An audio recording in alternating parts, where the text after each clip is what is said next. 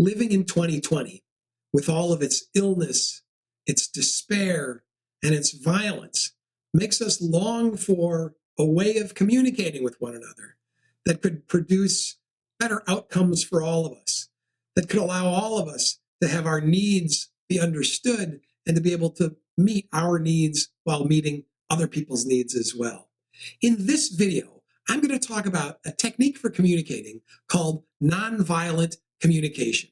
It was developed by an author named Marshall Rosenberg back in the late 60s and early 70s. And it helps us communicate in a way that expresses our feelings, expresses our needs, and respects the needs and feelings of other people. Marshall Rosenberg wrote an entire book about nonviolent communication called Nonviolent Communication, The Language of Life. It's a great book with many interesting ideas, and I encourage you all to read it yourselves. I'll put a link to it in the description below. In this video, I'm going to talk about 3 of the main ideas from Marshall Rosenberg's book, Nonviolent Communication, The Language of Life. Hi, everybody. I'm Bruce Lambert from How Communication Works. This is a channel where I teach you about communication skills so you can improve your relationships, succeed at work, be more confident, and lead a more fulfilling life. Nonviolent communication is a system for communicating that allows us to express our own observations, feelings, needs, and then make requests of other people to help us meet our needs and explain how, if they agree to those requests, that the consequences will help us meet our needs. In this video, I want to talk about the first 3 of those steps: making observations, relating those observations to our feelings, and then relating those feelings to our needs. In a subsequent video, I'll talk about how we take those needs and turn them into requests. So the first main idea or technique in nonviolent communication is to make observations about other people or about situations or about the world instead of evaluations. The idea is to separate observation from evaluation.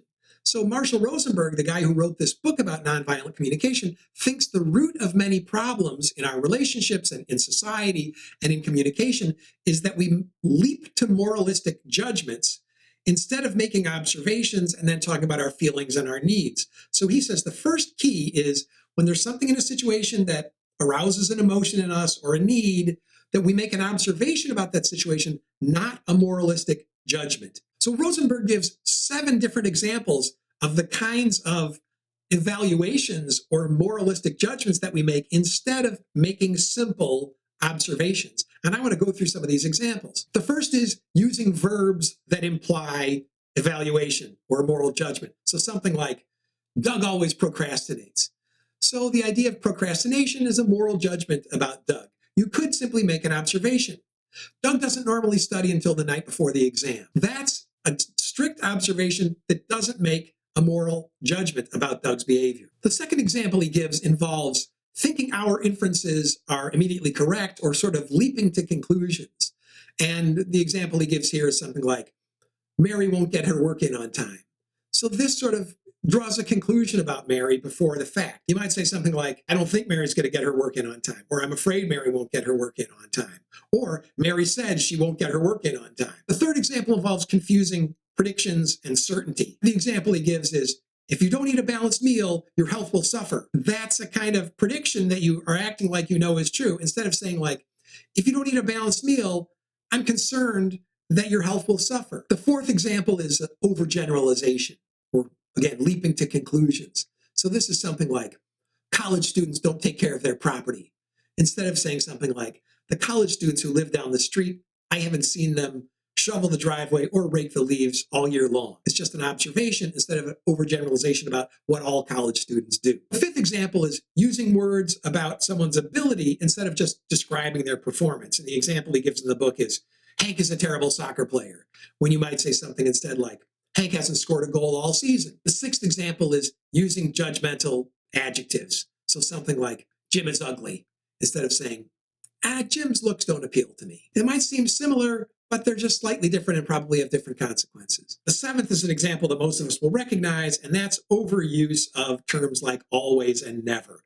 Saying, you always, you never. It's almost never the case that someone never does something or always does something. We're always exaggerating and making some sort of moral judgment about the person when we use those terms. And there are alternatives. So again, this involves sort of substituting a generalization with the specific. So saying, you always cancel. You could say, the last 3 times we made plans, you cancel. Or she's never there when I need her. You could say, there have been several times recently when I needed her help and she was unavailable. Now, you might think that these are subtle distinctions in language, and they are somewhat subtle, but I think you can also see that the evaluative language is going to put people on the defensive. When you make a moralistic judgment about a person, they're going to feel morally judged. And that's going to put them on the defensive. And it's going to be hard to move away from that. Once someone gets defensive, then the possibilities for having a kind of constructive dialogue that allows both people to get their needs met, those probabilities shrink once someone goes on the defensive.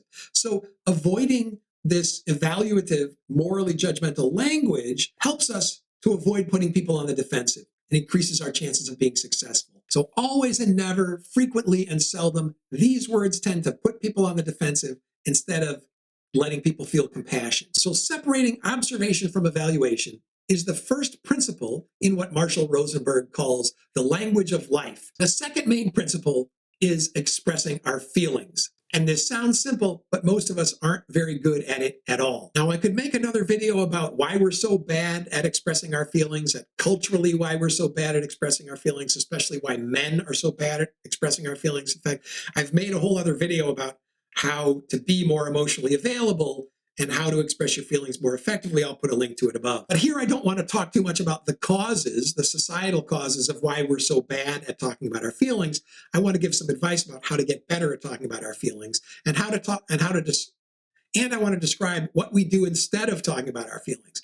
Rosenberg says we often talk about our thoughts, we often talk about our opinions, or we often talk about other people instead of talking about our feelings. In fact, Rosenberg says there are certain phrases which we use which are almost always an indicator that we're not talking about our feelings. And these are things like, I feel I, ... I feel that, I feel, and then insert someone's name, I feel Bruce, I feel like, I feel as if, I feel it, or I feel you. If you start a phrase like this, you're probably not talking about your feelings. You're talking about your opinion, about your thoughts, about your judgments about another person, or what behavior you'd like them to start doing or stop doing. Rosenberg also talks about how we often confuse evaluations about ourselves for talking about our feelings. An example he gives is, I feel inadequate as a guitar player. Instead of saying something like, I feel frustrated that I haven't made more progress. I feel sad when I think about how much time I've spent trying to play guitar and yet I haven't improved. I feel disappointed in myself for not improving faster. These are feelings instead of this, I feel inadequate, which is really a judgment about yourself. So Rosenberg gives a long list of words that we use as if they were feeling words, which really aren't. And these include, I feel unimportant, I feel misunderstood, I feel ignored. These are almost all about how other people are treating us. Like, I feel like you think I'm important. I feel like you're not paying attention to me. I feel like you misunderstand me. These are not really feeling words. He calls these interpretations. So here's a bunch of other interpretation words he says are not feeling words. And if we're tempted to use them, we should search more deeply for real feelings. So these include, I feel abandoned, abused, attacked, betrayed, cheated, coerced, interrupted, manipulated, neglected, overworked, unwanted, appreciated, unappreciated, rejected, put down. And you can see in almost all of these, these are all descriptions of how we think other people are treating us that might make us have feelings like sadness, despair, anger, something like that. But they themselves are not really feeling words. There are lots of lists of feeling words on the internet, and I'll link to a couple of lists of emotion words down below in the description. One problem, especially for a lot of men, but for lots of people who struggle to talk about their feelings, is they actually lack a vocabulary for talking about their own feelings. So again, check the description for links if you want to learn more feeling words. So just to give you some examples, core feelings are normally thought of as things like sadness, anger, fear, joy, happiness, awe, surprise. These are the kind of essential feelings, and then slight elaborations on all those feelings. So you want to try to get to those feelings rather than descriptions of how other people are treating you. So Rosenberg says we should not say that other people are responsible for our feelings, nor should we take responsibility for other people's feelings. He says we're responsible for our own behavior, we're responsible for our own intentions. But feelings, emotions, arise out of people's appraisal of a situation or their interpretation of a situation. And since we don't control other people's appraisals or other people's interpretations, we can't be the direct cause of their feelings. So we shouldn't take responsibility for them, nor should we put responsibility on other people for how we feel. So he says one technique for getting around this, blaming other people for how we feel, is to follow every expression of feeling with the phrase, because I. So you might say, I feel sad because I feel angry because I feel excited because I. And the because I is a replacement for statements which might blame the other person for making you feel a particular way. But saying because I puts the responsibility back on us. And then this because I statement is then going to relate to our unmet needs or our met needs, which are actually producing these emotions. So Rosenberg says we have to get beyond these evaluations and moral judgments to the root of our feelings, which he thinks are needs, either needs which are being met or needs which are unmet. He thinks moral judgments are alienated expressions of our needs. So instead of saying exactly what we need, we just call people names and tell them that they're bad people instead of telling them, I need more time with you. I need more intimacy. I need more honesty. I need more connection or something like that. We tell them that they're bad people. So he's trying to get us away from making these moral judgments and back to stating our own needs that if they were met would produce more positive emotions. Another principle in nonviolent communication is to distinguish between our needs and strategies for getting those needs met. So it's actually okay to think about strategies for getting our needs met, but that comes next. That's the next step. That's about making requests. So we can talk about specific behaviors that other people can do that would help us get our needs met. But for the time being, you just want to talk about your needs and don't confuse them with the behaviors you need other people to do. You say, well, I might need companionship or empathy or love or respect. But instead of saying that, we might say, I need you to speak to me in a different way. This is really our need for respect, and getting people to speak to me in a different way is a way of getting that need met. So we have to distinguish between our needs and the strategies for getting them met. And just like with emotions, we often don't have a very good vocabulary or language for talking about our own needs. We're sort of alienated from our own needs. We may have been taught at an early age that we should ignore our own needs or that our needs weren't important or relevant and that other people shouldn't have to meet our needs. And therefore, we're alienated from our own needs. We can't even express them. The same way many of us are sort of alienated and cut off from our own feelings, and we don't have a vocabulary for talking about them. So again, Marshall Rosenberg is very helpful in listing what he thinks are core needs of most human beings. And of course, this isn't a perfect list or a totally complete list or the master list of all human needs. You could elaborate on that, but this is a pretty good list. He says these are some of our basic needs. The need for sustenance, so that's like food, clothing, shelter. The need for protection or safety, for empathy and understanding, for honesty and clarity from other people, for celebration and play, for rest, for expressing ourselves creatively, for love, for a sense of belonging in community, for autonomy or independence, and for meaning and purpose. So this is a pretty good list of some of our core needs, and we can imagine how the failure to meet these core needs will bring about in us strong emotions. So a lot of the essence of nonviolent communication is thinking about, both for ourselves and for other people, our emotions and their connections to unmet needs, and then developing a language where we can ask people to engage in behaviors which help us meet our needs. Rosenberg says there are 3 stages in our emotional development or in our emotional maturation as it relates to our ability to express our needs. He says the first stage is what he calls emotional slavery, where we feel like we're responsible for other people's needs. And some of us never get out of that. We just get into codependent situations where we feel like we have to take care of other people's needs to the exclusion of our own needs. The second stage is the obnoxious stage, where we decide we're not going to attend or care about other people's needs. We're not going to meet other people's needs.